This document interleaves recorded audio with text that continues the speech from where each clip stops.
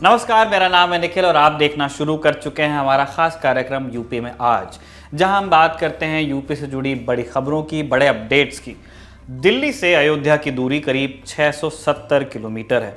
सड़क और ट्रेन से ये दूरी तय करने में कम से कम 10 घंटे लगते हैं फिलहाल, लेकिन जल्दी ही ये दूरी 2 घंटे में पूरी की जा सकेगी। और ऐसा इसीलिए होगा क्योंकि दिल्ली से अयोध्या के बीच बुलेट ट्रेन चलाने की तैयारी शुरू हो गई है। आज की बड़ी खबर में हम आपको बताएंगे कि इस रूट पर बुलेट ट्रेन कब तक दौड़ने लगेगी, इसे बनाने में कितना खर्च आएगा और अभी कितना काम हुआ है। लेकिन पहले सुर्खियों पर नजर डालते हैं।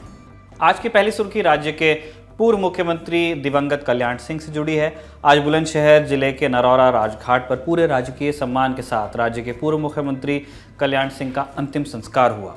शनिवार की देर रात उनका Sanjay Gandhi post graduate institute of medical sciences में निधन हो गया था।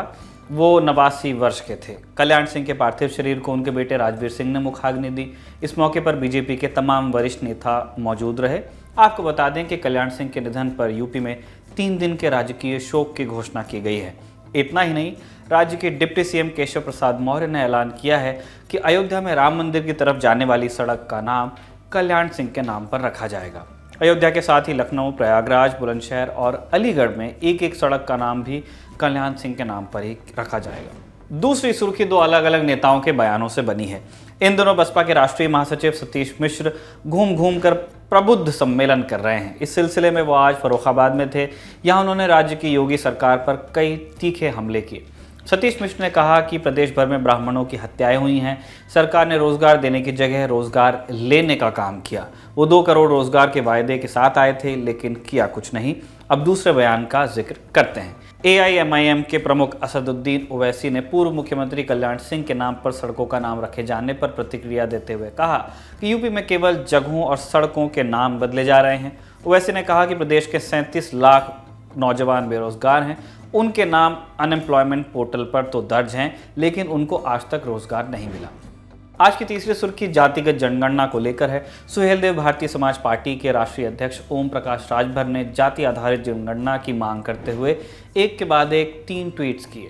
उन्होंने अपने ट्वीट में कहा कि अगर केंद्र सरकार पिछड़ों की जातिवार कॉलम बनाकर जनगणना नहीं कराती तो पिछड़े वर्ग के लोग जनगणना में सहयोग बिल्कुल ना करें। उन्होंने आगे कहा कि 74 वर्षों से अधिकार नहीं मिला है, आगे भी नहीं मिलेगा।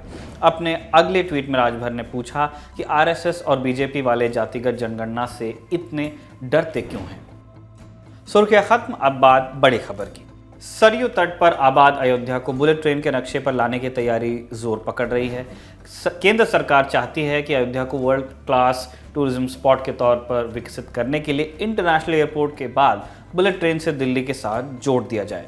हमारे पास जो सूचनाएं हैं उसके मुताबिक इस परियोजना को ज़मीन पर उतारने के लिए शुरुआती सर्वे भी शुरू हो गया है।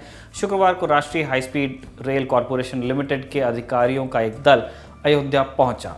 इन अधिकारियों ने बुलेट ट्रेन के station, yard, railway line alignment और आवासीय सुविधाओं का जायजा लिया। अभी तक जो योजना बनी है उसके मुताबिक अयोध्या में बुलेट ट्रेन का स्टेशन 75 एकड़ में बनने वाले इंटरनेशनल एयरपोर्ट के करीब ही रहेगा। दिल्ली से अयोध्या तक की दूरी जिसे तय करने में अभी 10 घंटे का समय लग जाता है, 2 घंटे में पूरी की जा सकेगी जब ये परियोजना अपना मूर्त रूप ले लेगी।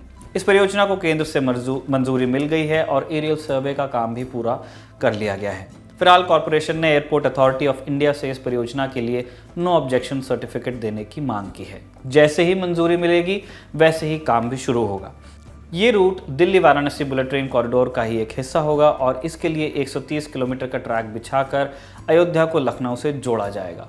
पूरे रूट की लंबाई 941 किलोमीटर है और इस प्रोजेक्ट को ज़मीन पर उतारने में करीब 200 लाख करोड़ रुपए का खर्च आएगा। अगर सब कुछ योजना से हुआ तो इस प्रोजेक्ट को पूरा होने में 7 साल का समय लगेगा। आज तक के डिप्टी एडिटर संजय शर्मा ने इस बारे में सूत्रों के हवाले से एक रिपोर्ट की है, लिहाजा हमने संजय शर्मा से ही पूछा कि उनके पास इस परियोजना से जुड़ी और क्या जानकारी है। सुनिए उन्होंने क्या कहा। अभी तक तो बुलेट ट्रेन सिर्फ मुंबई तक जा रही थी, दिल्ली और मुंबई के बीच चल रही थी, लेकिन अब बुलेट ट्रेन भगवान श्री राम की नगरी अयोध्या तक जाएगी, क्योंकि सरकार ने फैसला किया है कि दिल्ली से वाराणसी तक जाने वाली बुलेट ट्रेन अब लखनऊ से अयोध्या तक भी एक रूट बनाया जाएगा। लगभग 130 किलोमीटर का वो रूट होगा और जिस पर जहां मर्यादा पुरुषोत्तम राम अंतर्राष्ट्रीय हवाई अड्डा अयोध्या में है, उसके बाहर स्टेशन बनाने की योजना है। जमीन अधिकारियों ने देख ली है। अब एयरपोर्ट अथॉरिटी ऑफ इंडिया, इसके पास नो ऑब्जेक्शन सर्टिफिकेट की अर्जी डाली गई है। जैसे ही ये अर्जी पूरी हो जाएगी, यानी इसे मान लिया जाएगा, वैसे ही वहां पर इसे मेट्रो हाई स्पीड ट्रेन यानी बुलेट ट्रेन चलाने का शुरू करने का काम वहां शुरू हो जाएगा। प्रधानमंत्री हो सकता है इसकी घोषणा स्वयं करना चाहते हो, लिहाजा अभी तक हमारी बात जिन हाई स्पीड ट्रेन कॉरपोरेशन इनके अधिकारियों से हुई है, तो उनका ये कहना है कि बिना किसी को कोर्ट किए आप ये खबर तो चला सकते हैं, क्योंकि बुलेट ट्रेन तो चलने ही वाली है, इसे कोई रोकेगा नहीं, क्योंकि सरकार की महत्वाकांक्षी योजना है। मंदिर बनने के साथ साथ वहां बुलेट ट्रेन भी होगी, अंतर्राष्ट्रीय हवाई अड्डा भी होगा। राष्ट्रीय high speed rail corporation limited के अधिकारियों को उम्मीद है कि अगले महीने तक इस रूट से जुड़ी विस्तृत परियोजना रिपोर्ट यानी कि डिटेल प्रोजेक्ट रिपोर्ट डीपीआर तैयार हो जाएगी और उसके बाद दिल्ली को अयोध्या और वाराणसी से जोड़ने वाले बुलेट ट्रेन नेटवर्क पर काम शुरू हो जाएगा। खबर है कि जल्दी ही पीएम मोदी खुद इस बारे में घोषणा कर सकते हैं। ये तो हुई तैयारियों की बात। अब आपको इस घोषणा के इर्द गिर्द हो रही राजनीतिक आरोप प्रत्यारोप के बारे में बताते हैं। समाजवादी पार्टी का आरोप है कि राज्य की योगी आदित्यनाथ सरकार ने 4.5 साल में तो कोई काम किया नहीं। अब जब चुनाव में कुछ महीने बचे हैं तो वो इस तरह की घोषणाएं करके जनता का वोट पाना चाह रहे हैं। अभी एक नया जुमला आया है कि लखनऊ से दिल्ली से क्या कहते हैं अयोध्या तक की बुलेट ट्रेन स्टार्ट करने वाले। ये जब भी चुनाव आता है तो ये कोई ना कोई नए जुमले लेके आ जाते, हवाई किले बनाने शुरू कर देते हैं। अभी आपने देखा कि अभी अहमदाबाद से लेके मुंबई तक का बुलेट ट्रेन शुरू नहीं, और उत्तर प्रदेश के चुनाव आ गए हैं तो इनको दिल्ली से अयोध्या तक का बुलेट ट्रेन याद आ रही है। अरे साहब, विकास तो करो, रोडें बनाओ, रोजगार दो, बिजली घर बनाओ, हम पूरा समर्थन करेंगे आपके। पर कब तक ऐसे जुमले फेंकते रहोगे? कब तक ऐसे हवाई किले बनाते रहोगे? समाजवादी पार्टी की ही तर्ज पर कांग्रेस ने भी योगी और मोदी सरकार से सवाल किया है। पार्टी का कहना है कि राज्य के विकास या अयोध्या के विकास से किसे ऐतराज हो सकता है, लेकिन सवाल समय का है। केंद्र में बीजेपी की सरकार है, राज्य में भी बीजेपी की सरकार है। ऐसे में वो कोई भी घोषणा कर सकते हैं, कोई भी जानकारी लीक करवा सकते हैं, लेकिन उन्हें ये जान लेना चाहिए कि चुनाव में पूरे कार्यकाल का जवाब देना होगा। सड़क पर नौकरी के लिए पुलिस से मार खा रहे लड़के सवाल करेंगे। गन्ने का समर्थन मूल्य बढ़ाने की मांग कर रहे किसानों को भी जवाब देना होगा। केवल बुलेट ट्रेन का सपना दिखाकर वो दोबारा सत्ता में नहीं आ सकते। खुद सुनिए। बुलेट ट्रेन चले, कौन नहीं चाहता है, लेकिन अभी तक जो अहमदाबाद मुंबई बुलेट ट्रेन थी उसका प्रोग्रेस स्टेटस क्या है? मुझे लगता है 4 साल से ज़्यादा हो गए। भारतीय जनता पार्टी की सरकार सिर्फ और सिर्फ झूठ के प्रोपेगेंडा पर आधारित है। प्रदेश में नौजवान रोजगार को लेकर परेशान हैं, महिलाओं के साथ अत्याचार हो रहा, उनकी सुरक्षा की बुनियादी ज़रूरतें सरकार पूरी नहीं कर पा रही। गन्ना किसानों की एमएसपी 4 साल में 1 रुपया भी नहीं बढ़ाया। आज भी गन्ना किसानों का बकाया है, सरकार ने माना है इस बात को। और बुलेट ट्रेन की बात कर रहे हैं। भगवान राम का भव्य मंदिर चले, बने, वहाँ पर बुलेट ट्रेन चले, सभी चाहते हैं, लेकिन क्या भारतीय जनता पार्टी की नीयत में ईमानदारी है? सबसे बड़ा सवाल तो यही है। बुलेटिन में अब वक्त है सत्ता पक्ष को सुनने का। सो हमने यूपी बीजेपी के प्रवक्ता राकेश त्रिपाठी से संपर्क किया और वही सवाल किया जो विपक्षी पार्टियां उठा रही हैं।